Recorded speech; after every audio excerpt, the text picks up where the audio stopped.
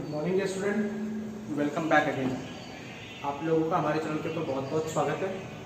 आज हम लोग बात करते हैं बेटा हमारे नेक्स्ट टॉपिक के बारे में, जो आप लोगों की लास्ट वीडियो से रिलेटेड है। ठीक है ना, लास्ट वीडियो के अंदर हम लोगों ने प्रोकैरियोटिक सेल के बारे में पढ़ा था कि प्रोकैरियोटिक सेल क्या होती है। वो सेल्स जिनके पास में मेम्ब्रेन बाउंड ऑर्गन्स नहीं होते, राइट, या फिर जिनका जो न्यूक्लियस वो इमेच्योर होता है, अर्ली स्टेज में डेवलप होता है। ठीक है, तो वो क्या कहलाती है, प्रोकैरियोट्स। फिर उसमें हम लोगों ने बैक्टीरिया के बारे में पढ़ा था कि बैक्टीरिया मोस्टली 4 टाइप के पढ़े थे मैंने, rod shape, cocci shape, spherical, right. लेकिन आज हम लोग बात करते हैं कि प्रोकैरियोटिक सेल के अंदर इंटरनल स्ट्रक्चर क्या है। तो टॉपिक हम लोगों का वही है, लास्ट वाला ही है।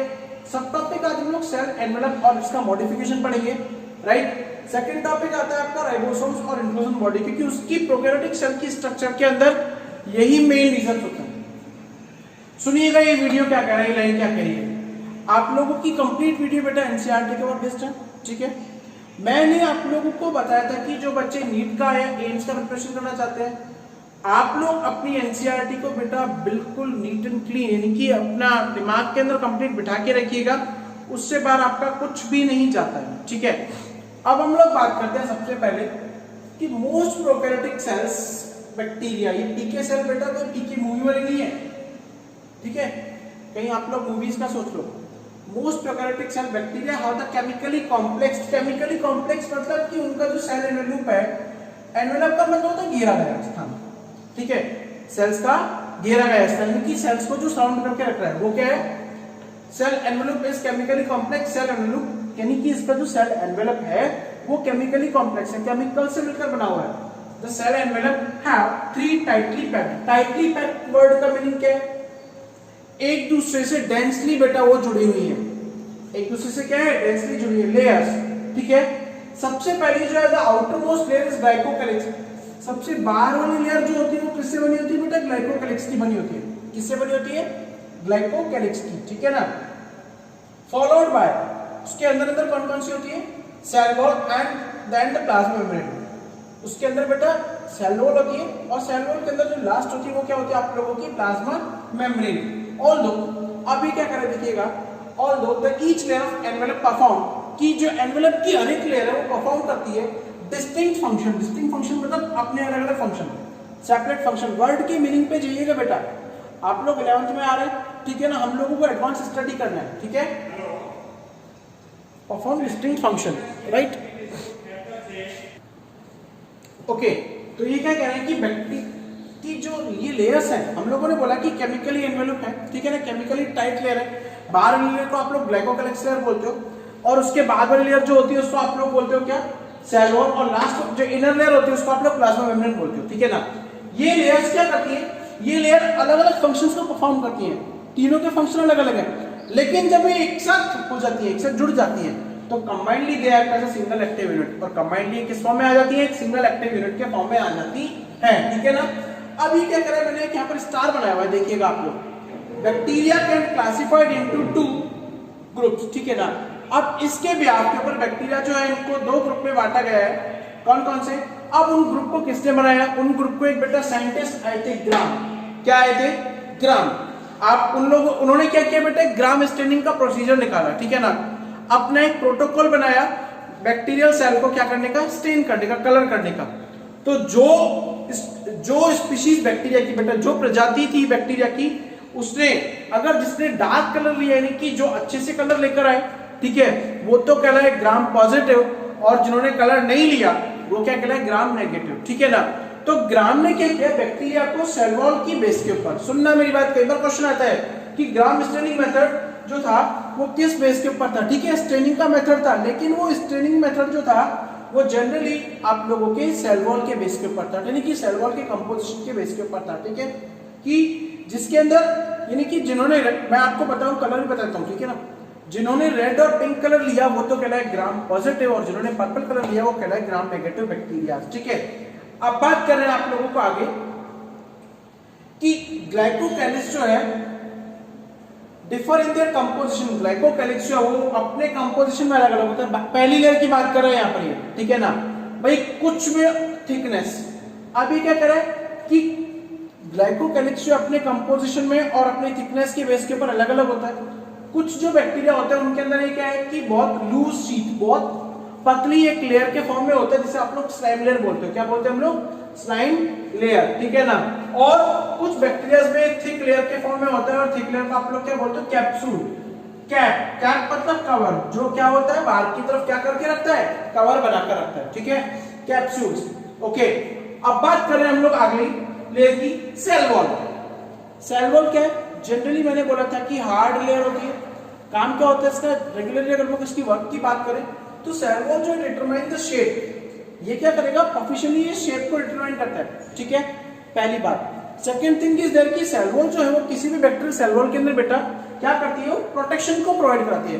प्रोटेक्शन मतलब हार्ड लेयर है, ठीक है, रिजिड लेयर है, तो वो क्या करती है कि उसको प्रोटेक्ट करेगी। थर्ड थिंग इज दैट कि ये स्ट्रक्चरल सपोर्ट का कॉमन मीनिंग क्या है कि वो बेटा एक पर्टिकुलर शेप देती है, और स्ट्रक्चरल सपोर्ट मींस कि वो इंटरनल ऑर्गन को प्रोटेक्ट करके, यानी कि कंबाइन फॉर्म में प्रोटेक्शन और शेप को आप लोग स्ट्रक्चरल सपोर्ट का नाम भी देते हो। एग्जैक्टली अगर हम लोग बात करें थर्ड लेयर की, फर्स्ट आपका ग्लाइकोकेलिक्स था, सेकंड सेल वॉल था, थर्ड लेयर पे प्लाज्मा मेम्ब्रेन। कॉमनली काफी लोग क्या करते हैं? इनको सेल मेम्ब्रेन बोलते हैं। ओके, सेल मेम्ब्रेन बोलते हैं। देन क्या है? प्लाज्मा मेम्ब्रेन जो है सेमी परमिएबल, एक वर्ड आया सेमी परमिएबल, ये वर्ड सुनिएगा, सेमी परमिएबल। हालांकि मैं बात करूं परमिएबिलिटी वर्ड का मतलब पता है क्या होता है? कोई भी मॉलिक्यूल है बेटा, ठीक है ना, आप लोग अभी सेल मेम्ब्रेन अच्छे से पढ़ाऊंगा मैं आप लोगों को नेक्स्ट वीडियोस के अंदर। तो परमिएबल का मतलब होता है कोई भी मॉलिक्यूल है वो आ जा सक रहा है। सेमी का मतलब होता है हाफ, यानी ये मेम्ब्रेन क्या करती है? केवल आधे मॉलिक्यूल को तो आने देगी और आधों के लिए एक बैरियर की तरह काम करेगी, उनको रोक देगी। ओके, तो इसे आप लोग क्या बोलते हो? सेमी परमिएबल मेम्ब्रेन, ठीक है। And interact with the outer cell wall, और जो सेल वॉल है उससे जुड़ी रहती है। क्यों जुड़ी रहती है? कारण है क्योंकि बेटा ये क्या है? एक बहुत थिन और इलास्टिक है, लचीली होती है। अगर जरा सा भी कोई भी प्रेशर लगता है सेल के ऊपर, then the firstly plasma membrane has been lysed, ठीक है ना। तो उस केस में प्लाज्मा मेम्ब्रेन क्या है? बहुत जल्दी टूट जाती है, इसलिए इंटरैक्ट करके रखती है कि अपनी दोस्ती बना के रखती है बेटा, ठीक है, सेल वॉल से। फिर बात करते हैं कि सेल मेम्ब्रेन जो है उसका इनर एक्सटेंशन, इनसाइडर एक्सटेंशन, मैंने बताया था आप लोगों को कल की वीडियो में, डायग्राम के अंदर बताया था मैंने आप लोगों को कि मेसोसोम्स क्या होते हैं जब सेल मेम्ब्रेन अंदर की तरफ मुड़ जाती है। एग्जैक्टली अब ये क्या कर रहा है? Mesosomes are the insider extension of the plasma membrane. ये इनसाइडर एक्सटेंशन है, अंदर की तरफ मुड़ा हुआ है। अब जैसे कोई ये सेल मेम्ब्रेन है, ये अंदर की तरफ इस तरीके से मुड़ गई, तो ये क्या कहलाते हैं? मेसोसोम्स कहलाते हैं। क्या कहलाते हैं? मेसोसोम्स कहलाते हैं, ठीक है ना। अब भाई किसका है? प्लाज्मा मेम्ब्रेन का है। ये किस फॉर्म में होता है? They are in the form of vessel. ये किस फॉर्म में है? वेसल। वेसल मतलब या तो इस तरीके से लंबी ट्यूब के फॉर्म में होगा, ट्यूब्यूल, ये वेसल है, और ये ट्यूब्यूल ट्यूब के फॉर्म में होगा।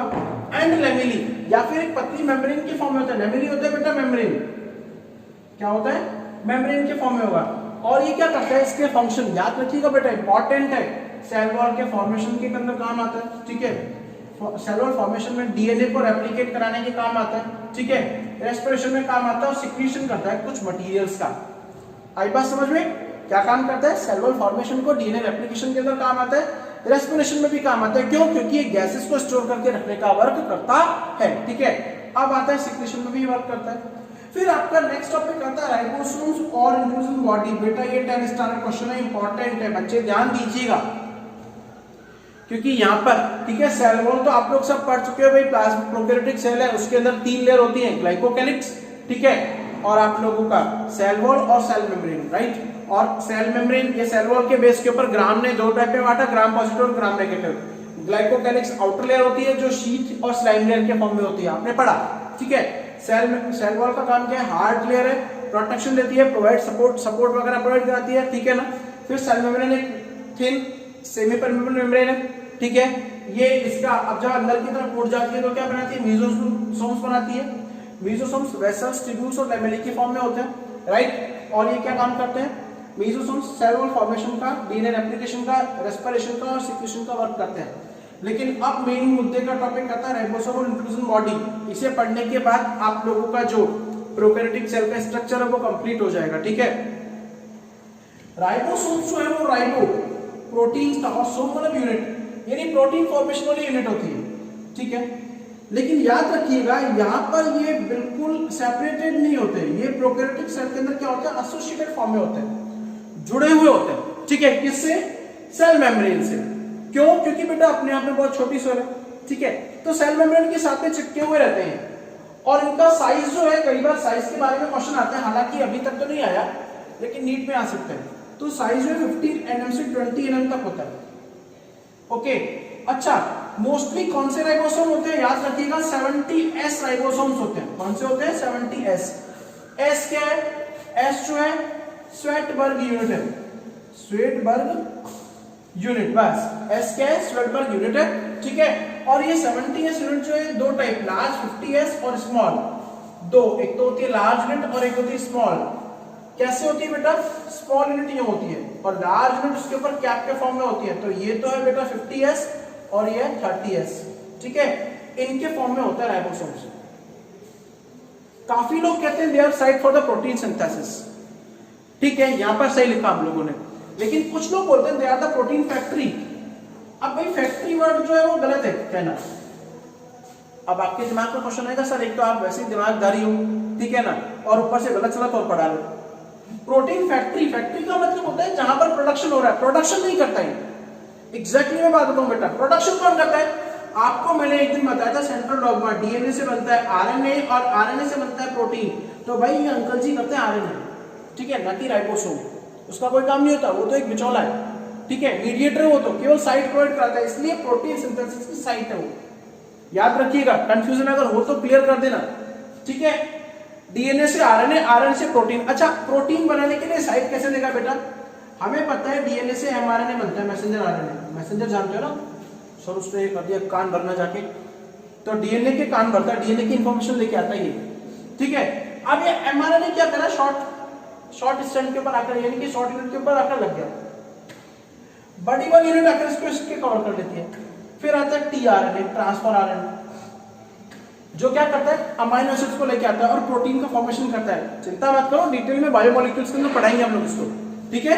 कहीं तुम लोग पहले पढ़ो कि सर ये क्या पढ़ा रहे हो, सेल को छोड़कर आप प्रोटीन में घुस गए, आपका क्या भरोसा, कहीं भी घुस जाते हो मुंह उठा के, कोई नाक वाक है नहीं है। ओके, फिर बात करते हैं इसका राइबोसोम्स की लास्ट बात करते हैं हम लोगों का इंपॉर्टेंट टॉपिक आता है, that are the inclusion bodies. Teachers क्या करते हैं बेटा? इसको छोड़ देते हैं, लेकिन बेटा पॉइंट ऑफ व्यू से, एग्जाम पॉइंट ऑफ व्यू से बहुत इंपॉर्टेंट है। इंक्लूजन बॉडीज जो है वो रिजर्व मटेरियल है, यानी अब भाई कहीं ये जैसे सेल है,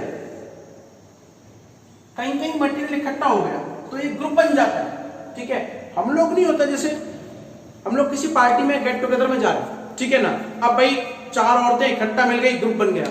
बुरा मत मानिएगा अगर कोई लेडी देख रही है तो बेटा, ठीक है, मतलब हम लोग सोशलाइज एनिमल है, तो 4 लोग मिल गए, इकट्ठा खड़े हो गए, ठीक है ना, ग्रुप बन गया। तो ऐसा ही है कि सेल के अंदर साइटोप्लाज्म में जहां पर फूड मटेरियल जो है वो रिजर्व हो जाता है, स्टोर्ड हो जाता है, और तो एक ग्रुप क्लम्प बना लेता है। उस क्लम्प को आप लोग क्या बोलते हो? Inclusion bodies. क्या बोलते हैं हम लोग? इंक्लूजन बॉडीज, ठीक है ना। तो ये क्या करती है?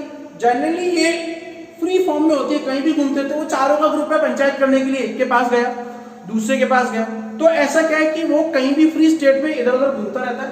और ये किस फॉर्म में होते हैं? एग्जाम्पल मैंने फॉस्फोरस ग्रैन्यूल्स का बोला, ठीक है ना, फॉस्फोरस ग्रैन्यूल्स जो होते हैं वो भी इसके अंदर पाए जा सकते हैं, ठीक है। Thank you.